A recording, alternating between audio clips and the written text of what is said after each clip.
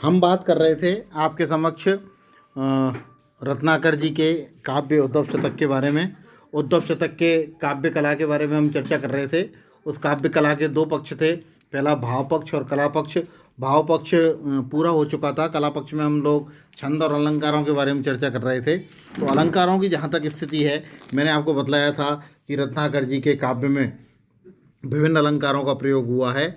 इस छंद में सांग रूपक के साथ उपमा अलंकार का भी सुंदर प्रयोग हुआ था, जैसे मैंने पिछले बार बताया था। इस काव्य के रूपक के ऐसे कई उदाहरण भरे पड़े हैं। कवि को इस प्रकार के रूपक विधान में सफलता भी मिली है। और उद्धव शतक के रूपक विधान में तो न तो शब्दाडंबर है, न ही व्यर्थ का पांडित्य प्रदर्शन। मैंने आपको पहले भी ये बात कही थी कि केशव की काव्य कला के तहत अलंकारों का जो निरर्थक प्रयोग हुआ है, वहीं रत्नाकर जी के काव्य में सार्थक अलंकारों का प्रयोग हुआ है। सार्थक कहने का मतलब ये है कि इन्होंने उन अलंकारों को कविता के अंदर जबरदस्ती ठूसा नहीं है, अर्थात उनकी जहां आवश्यकता है वहीं उन्होंने उसका प्रयोग किया है।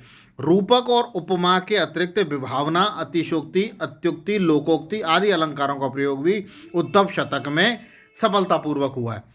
कुछ उदाहरणों के द्वारा हम बताएंगे कि कौन से पद में कौन से अलंकार का प्रयोग हुआ है। सबसे पहले देखिए विभावना अलंकार। विभावना अलंकार के उदाहरण के रूप में हम कह सकते हैं कि बिनु घनश्याम धाम धाम ब्रज मंडल में ऊधो नित बहती बहार बरसा की है। इस उक्ति में विभावना अलंकार का प्रयोग हुआ है। दूसरी स्थिति क्या है, देखिए श्लेषातिशोक्ति अलंकार क्या है कि उसका उदाहरण देखिए। सील सनी सुरुचि सुवात चलई पूरब की और ओप उमगी दगनी मिदुराने तय, ये श्लेषातिशोक्ति का उदाहरण है। तीसरी स्थिति जो है अत्युक्ति अलंकार का उदाहरण देखिए। सुखी जात शाही लेखनी के नेकू डंक लागे, अंक लागे कागद बाणी वरी जात है।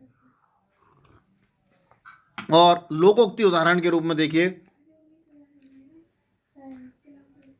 कि दीपत दिवाकर को दीपक दिखावे कहीं। कहने का तात्पर्य यह है कि रत्नाकर जी द्वारा अलंकारों का जो प्रयोग किया गया है वह भावोत्कर्ष में सहायक हैं और अलंकार अर्थ संप्रेषण में कहीं बाधक नहीं बनते हैं। अगला और इस उद्धव शतक का जो अंतिम अध्याय है वो है रत्नाकर जी की बहुज्ञता। दो बातें इसमें स्पष्ट रूप से दिखलाई देती हैं। अभी तक आपने देखा रत्नाकर जी के बारे में और दूसरा देखा उसकी बहुज्ञता के बारे में। रत्नाकर जी बहुविज्ञ कवि थे। बहुविज्ञ का मतलब है उन्होंने अनेक प्रकार की उनमें विशेषताएं भरी पड़ी थी, उनके अंदर विद्वत्ता भरी हुई थी। कवि कर्म एक कठिन कर्म है, क्योंकि कवि को अनेक विषयों का ज्ञात होना जरूरी है। आचार्यों ने भी यह स्वीकार किया है कि श्रेष्ठ काव्य रचना के लिए कवि की बहुज्ञता अत्यंत आवश्यक है।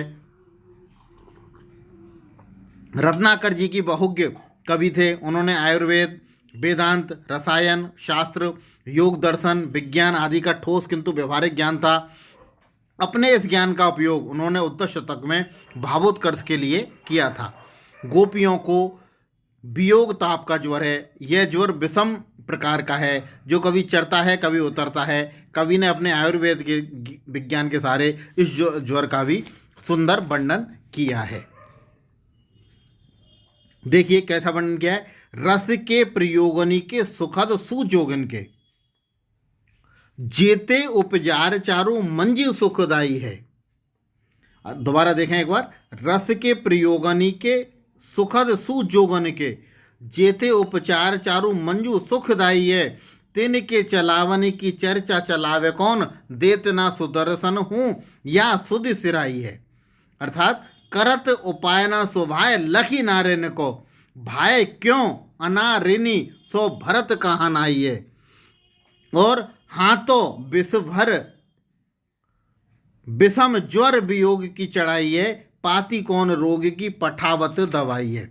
अर्थात इतना सुंदर वर्णन उन्होंने जो किया है कि ज्वर विषम प्रकार का है और वियोग ताप बढ़ता जा रहा है। ऐसी स्थिति में रत्नाकर जी के विभिन्न उदाहरणों के द्वारा जो सुंदर वर्णन किया गया है वह उनकी बहुज्ञता को स्पष्ट करता है।